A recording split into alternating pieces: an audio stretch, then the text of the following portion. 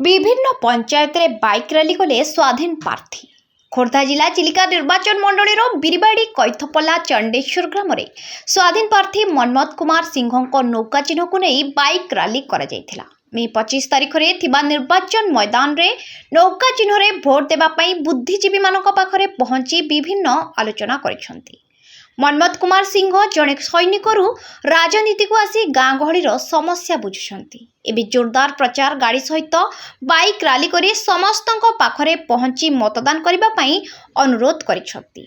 वर्तमान खरार तापमात्रा अधिक थिबारु सेथिकु खातिर नकरी गाँ गहली रे धूमधाम रे प्रचार करुछंती नौका चिन्ह पाई।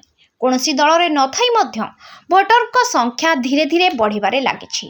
जेउठी जेतबेले देख नौका चिन्ह पाई जनता आगे आसुछंती। एही निर्वाचन मैदान रे स्वाधीन प्रार्थी नौका चिन्ह आगरे थिबा भोटरवासी आलोचना करुछंती। मु मनमथ कुमार सिंह चिल्का निर्वाचन निवासी स्वर्ण ग्रामर एक्स सर्विसमैन भारत नौसेना अवसर प्राप्त